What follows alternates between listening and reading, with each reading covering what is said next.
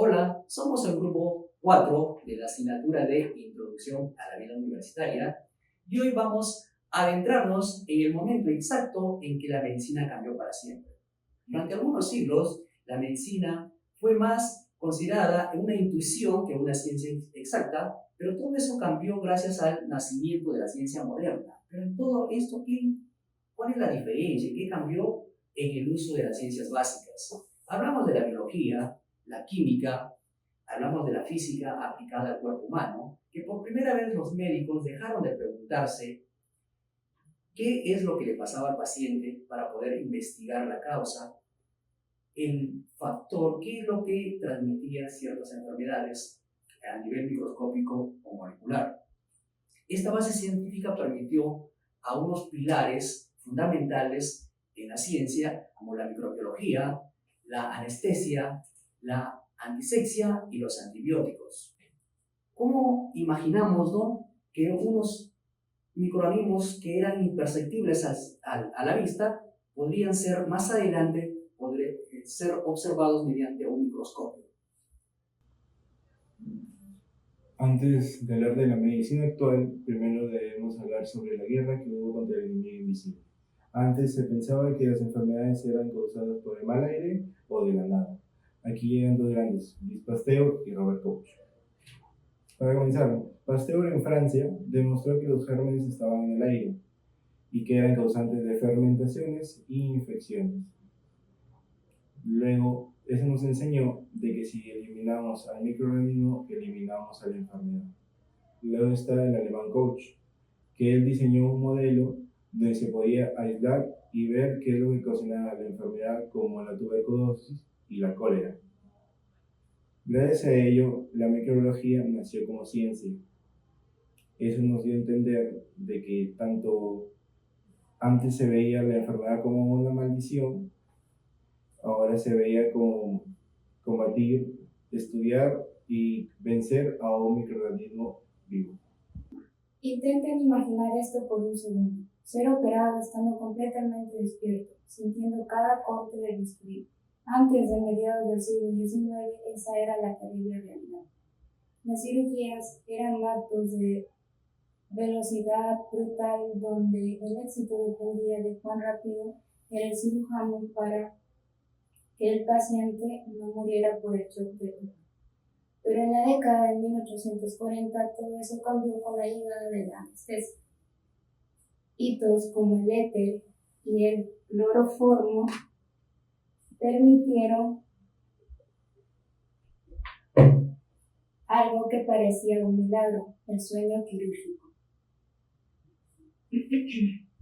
Por primera vez, el paciente perdía la sensibilidad al dolor y sus músculos se relajaban.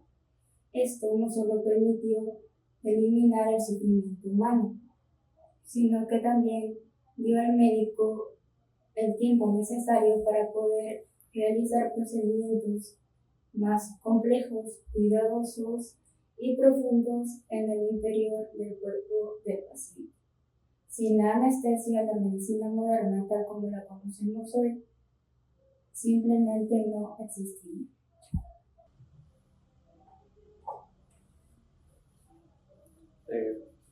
Manos limpias, ¿no? Como bien mencionamos, la anestesia permitía cirugías más largas, pero había un problema mortal. Aunque la operación fuera todo un éxito, la mayoría de los pacientes moría días después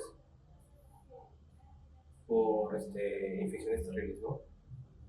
En aquel entonces, los cirujanos pasaban de tocar un cadáver a a tener un parto, ¿no? Y sin siquiera se lavaban las manos y todo eso. Aquí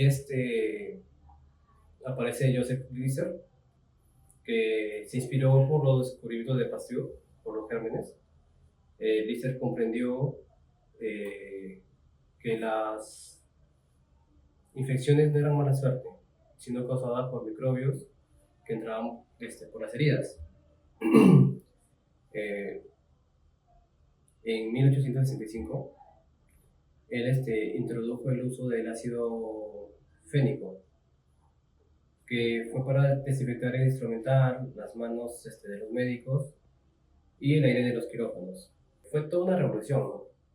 Gracias a la antisexia, las tasas de mortalidad cayeron drásticamente.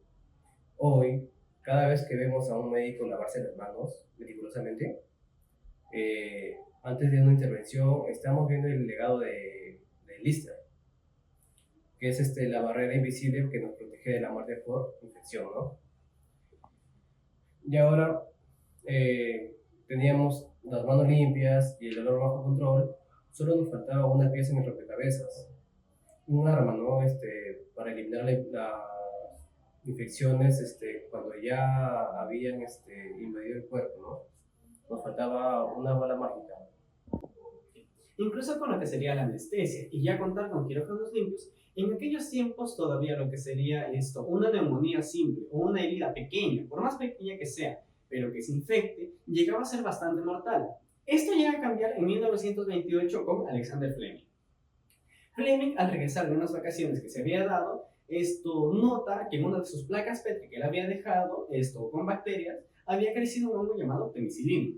Alrededor de este hongo, lo que pasa es que todas las bacterias a su alrededor habían muerto o habían desaparecido.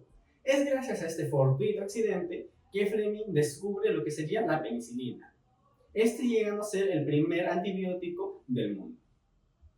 Como tal, este primer antibiótico, o la penicilina, es considerado una bala mágica. ¿Por qué? Porque permite por primera vez atacar a los microorganismos dentro del cuerpo sin lastimar al paciente.